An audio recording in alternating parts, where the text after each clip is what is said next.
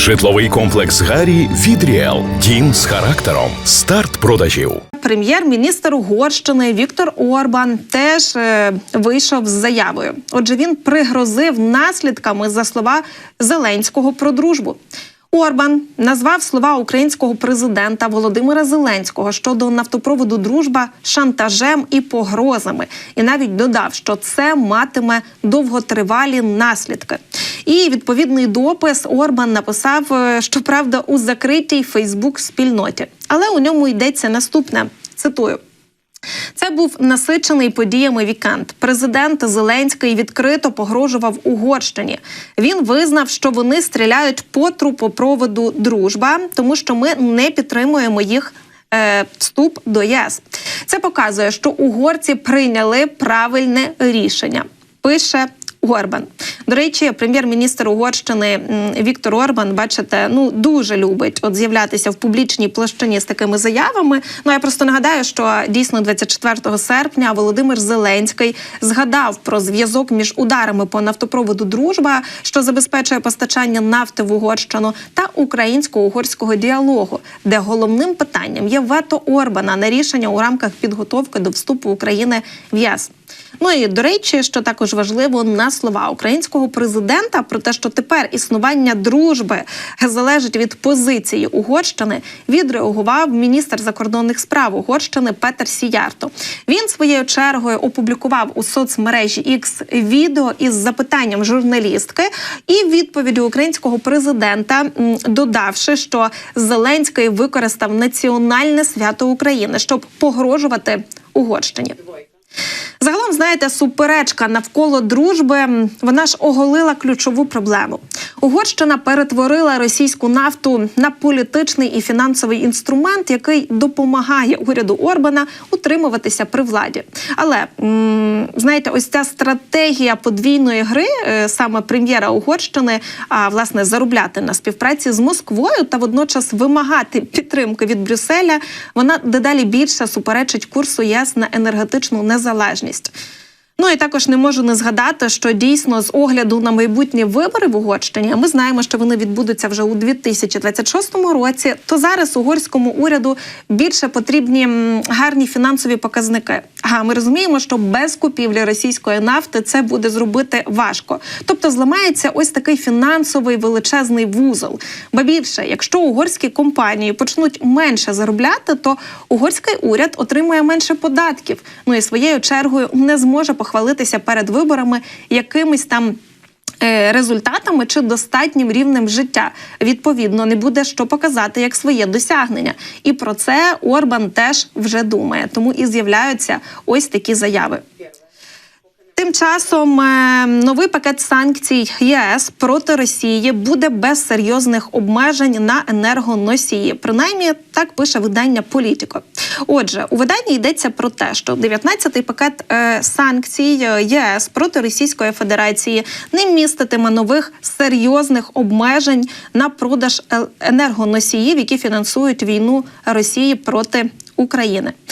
І ось, знову ж таки, як повідомляє видання «Політіко», взявши на себе зобов'язання поступово відмовлятися від імпорту нафти і газу, ЄС все більше усвідомлює, що все ж таки саме Вашингтон, а не Брюссель, має найкращі можливості для посилення тиску на Російську Федерацію. Тобто в ЄС переконані, або принаймні вважають станом на зараз, що тиск на криваву Російську Федерацію має чинити саме Вашингтон.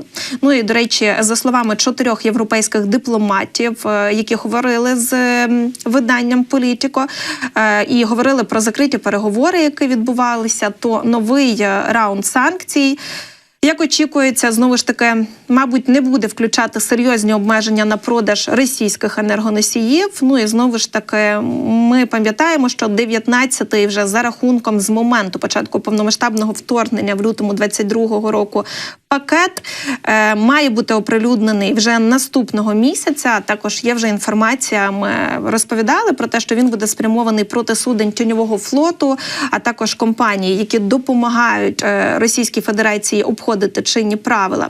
Але ми також розуміємо, що Все ж таки дуже б хотілося бачити дійсно ось ті обмеження, про які ми говоримо, адже найболючіші наслідки для Москви настануть, знову ж таки, якщо будуть введені вторинні санкції проти компаній або навіть країн, які ведуть бізнес з кривавою Російською Федерацією. Але от, знову ж таки, бачите, повертаючись до того, про що кажуть європейські дипломати, реальний вплив цих санкцій буде відчутний саме з боку Сполучених Штатів Америки. В цей час, до речі, я починала це інформаційну годину, президент Сполучених Штатів Америки Дональд Трамп каже, що він готовий буде до якихось рішучих дій, до рішучих кроків, якщо раптом протягом наступних 2 тижнів він не помітить, що вдається таки про щось домовитися з Російською Федерацією. Але ми вже це чули не один раз. Ми вже чули і 24 години, і 2-3 дні, і потім був тиждень, потім було 10 днів. Знову ж таки, зараз мова про 2 тижні. Тому дуже цікаво, що ховається за цими заявами президента Сполучених Штатів Америки Дональда Трампа. Чи можна їх зараз розцінювати як нарешті, можливо, готовність американського президента таки посилювати тиск на Путіна і загалом на криваву Російську Федерацію? Чи знову ж таки сьогодні Трамп каже одне, завтра він може прокинутися з іншим настроєм, а отже і риторика його може змінитися? Бо, вочевидь, європейські лідери теж аж відслідковують постійно, що каже президент Сполучених Штатів Америки Дональд Трамп. Ну і саме тому з'являється інформація про те, що навіть ось той 19-й пакет санкцій ЄС проти Росії, на жаль, не буде містити нові серйозні обмеження на продаж енергоносіїв. Хотілося б їх побачити, але от бачите, все ж таки переконані європейські дипломати, що саме Вашингтон має чинити цей тиск на Путіна.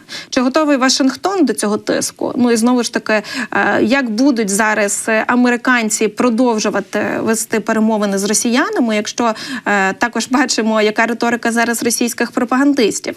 Вона принаймні для нас дуже красномовно свідчить про те, що Путін не збирається зупинятися. І про те, що йому взагалі не потрібні перемовини. З іншого боку, чи усвідомлюють це за океаном? Тому що всі ми часто говоримо про те, щоб дуже хотілося, щоб Трамп нарешті зрозумів, що Путін продовжує водити його за носа, а Лавров продовжує розповідати там різні нісенітниці про те, чого насправді хоче Російська Федерація, знову ж таки повертаючись до старої методички і до ось тих першопричин війни, про всі оті кордони НАТО і так далі. Ми це неодноразово вже чули. Ну і, власне, мені здається, весь світ вже втомився від цих нікчемних балачок ротів Путіна, але чомусь Трамп продовжує їх слухати. Ну і продовжує ось так от заявляти, що от тиждень-два і він вирішить, як бути далі. Тиснути на Російську Федерацію чи не тиснути.